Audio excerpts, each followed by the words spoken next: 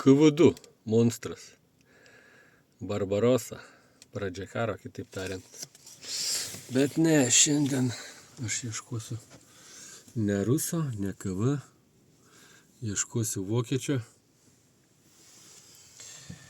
Labai stambių čia modelių nebuvo. Sakykime, vidutiniai tankai, šarvuočiai, vilkikai ir panašiai. Oras nelabai džiugina. Ta prasme, ruduo auksinis, bet jeigu būtų dar plus 15, tai būtų išvis puikumėlis. O gal ir nieko neresiu. Dėl to ir įdomu.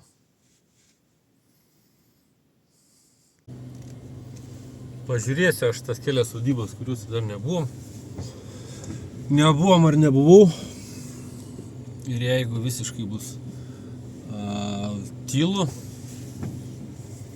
tai tiesiog grįšiu damušinėti tas, kurios buvo derlingos.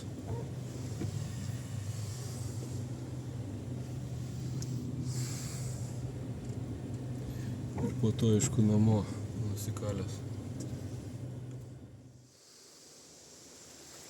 Nu ką, žygiuoju. Čia viena sodyba yra, už 100 metrų maždaug. Ten kažkur prieky.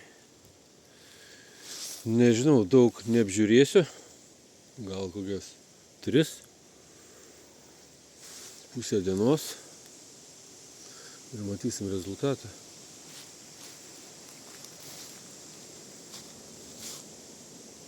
Kiekvieną kartą, kai įžengi į kiemą tokį, kur prapuolė gyvenimai, išnykę gyvenimai, labai smalsu pažiūrėti, ar kažko tai buvo parsinešęs šeimininkas iš fronto, iš Antrojo pasaulinio karo, kažkokios technikos. Visada tikiesi rast stambesnių šarvų, įdomių fragmentų. Kitą dieną dar šilčiau, 8 šilumos. Va, pirmas radinys Antrojo pasaulinio karo. Kastuvėlis, kiek jis apkasų iškasęs, įdomu. Rusas. Čia metai kažkur galėjo būti.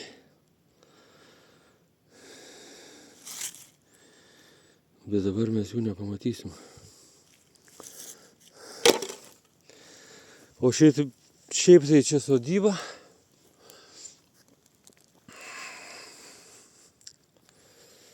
Kur buvo tigro vikšrų. Dėl to ir sugrįžau.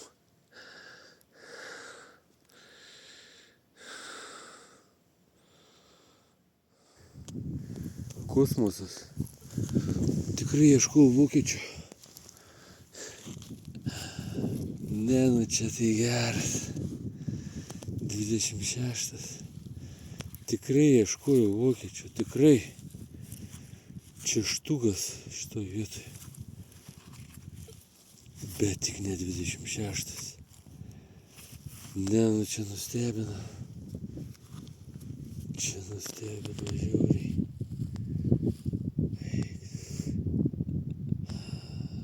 Kosmosas. O per dieną tai ką, vienas kastuvėlis kareiviškas. Kas dar nuo fronto linijos. Tai nieko turbūt, va, paskutinis radinys. Vėlu jau. Minsiu turbūt namo, bet vis tiek smagu.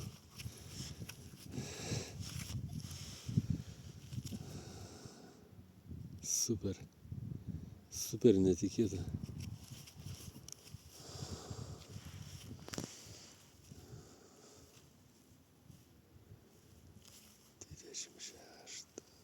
Iš kur čia tas 26? Čia nieko nebuvo nuo 41 metų. Viskas 44.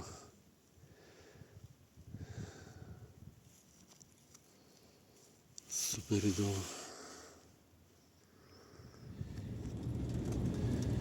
Negaliu sakyti, kad diena visiškai be laimikio, be rezultato. Vienas vikšrelis. Labai retai tai būna. Labai retai, bet prisiminiau, kaip prasidėjo viskas nuo tokio vieno vikšro T26 tanko. Ten netoli Šiaulių. Pagal pasakojimą buvo 12 tankų kolona. Bandė keliuku tokiu labai žodžiu keliuku per pelkę bandė pravažiuot, bėgdami nuo vokiečių aviacijos. Šitie lengvieji tankai ir keli įklimpo.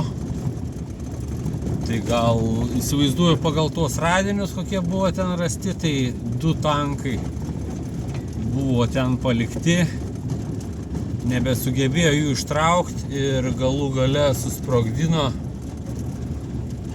Jo pagal šarvus, didžiausias šarvas tai maždaug buvo 1,5 metro bokštelio viršus T26 tanko, vėliausio modelio.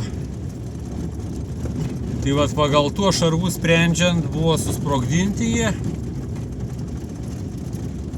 Ir 20 ar 30 metų daug kas labai ten kasė, iš Šiaulių daug kas iškasė praktiškai viską. Nežinau, kokiam gylį dar ten kažkas gali būti, gal, teoriškai, gal. Tai va, buvo iškasta, aš įsivaizduoju, kokios 5 tonos plieno T26 tanko ir daugumoj važiuoklės dalys, ratai, svirtys, vikšrų buvo daug žiauriai iškasta. Kiek tas daug, turbūt virš 300. Tai vat, ką man priminė šiandien tas 26 tanko vienišas vikšrelis, tai ta istorija, tą pirmą kasimą, nuo ko viskas prasidėjo. Iš tikrųjų, nuo to viskas ir prasidėjo. Visas rinkimas, visos istorijos apie tankus ir galų gale 26 tanko restauravimas ir taip toliau. Ir dar nesibaigė. Viskas dar nesibaigė.